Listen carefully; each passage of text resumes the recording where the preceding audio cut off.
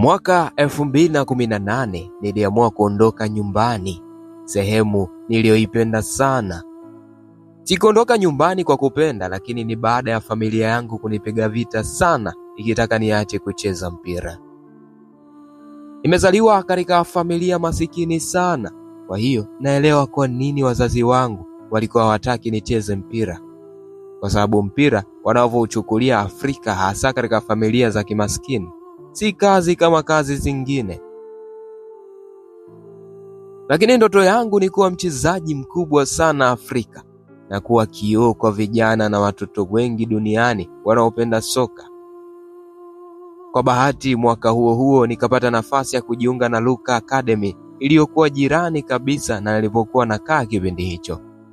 Nikaanza kujituma kwa bidii, nikawa nafanya mazoezi kila siku kwa juhudi, nikadumu katika academy hiyo toka mwaka huo mpaka 2021.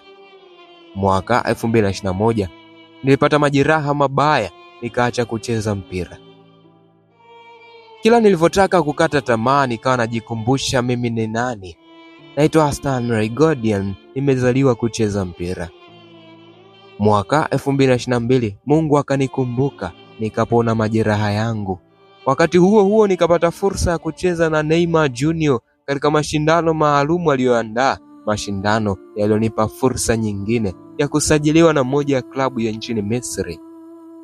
Baada ya kucheza kwa miezi 6 katika klabu hiyo nchini Misri, nikajiambia moyoni kuwa Stanley, hii sio sehemu ninayostahili kuishi, nahitaji kupata klabu kubwa zaidi.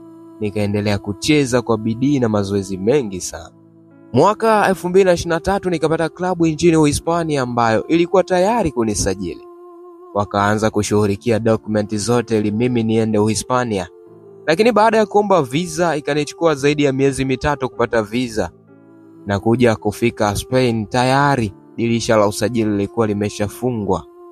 Kwa hiyo nikaingia Spain bila timu yoyote, lakini kitu kikubwa nilichofurahia katika safari yangu hii, nimekuwa kioo na hamasa kubwa kwa watoto wengi sana. Sio Afrika pekee, bali hata duniani kote kwa kiasi, na najivunia mafanikio yangu makubwa. Nafurahia nimeweza kupeleka tabasamu kwa wazazi wangu, nimefanyika baraka kwao, wanajivunia mimi, na huu sio mwisho kwangu, ni mwanzo mpya kwangu. This is not the end, this is just new beginning. Naitwa Stanley Godians, remember the name. Hii ni story ambayo nilipata kutoka kwa mchezaji wa Kinigeria ambaye ana dream kubwa ya kuwa mchezaji mkubwa sana duniani. Ni mchezaji ambaye amekuwa akitengeneza maudhui ya sports kupitia katika ukurasa wake rasmi wa Instagram. Ukipita katika ukurasa wa Stanley Godians utakutana na maudhui kadhaa ambayo yanahusiana na michezo ambayo anaposti huko. Amekuwa pia akiitwa katika baadhi ya academy kutoa mafunzo kwa vijana ama watoto wanaotamani kuwa wachezaji wa mpira wa miguu. Hii story nimeshare kwako kama mwanasoka ambaye unajitafuta katika soka, ama mtu yeyote ambaye unajitafuta katika ndoto zako, iwe inspiration kubwa sana. Sio lazima ufikie mafanikio makubwa sana kwamba ucheze katika timu kubwa ama uonekane katika sehemu kubwa zaidi ndipo useme umefanikiwa kwa kiasi fulani. Lakini mafanikio, hata hicho ulichokuwa nacho kwa sasa, ni mafanikio makubwa. Unapaswa kujivunia hicho ulicho nacho.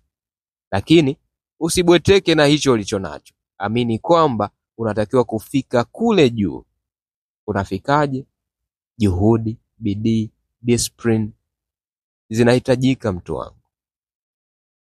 Kama una story yoyote ya kuhusiana na mpira, maisha yako ya football, umepitia changamoto, umepitia katika sehemu tofauti za football, unahisi ni story ambayo inaweza kuwa ni inspirational story kwa watu wengine, naomba ushare na mimi kupitia nambari yangu ya WhatsApp 0687816586. Na mimi nitaweza kushare na wadau, watasikiliza story yako, then tutakuwa tunashare story tofauti za wachezaji ama watu ambao wanajitafuta katika soka kupitia katika ukurasa zetu za mitandao ya kijamii, kurasa za Super 12 pamoja na Dino Television. Karibu sana Mimi naitwa Dennis Dinominator kutoka hapa Super 12 ya Dino Television.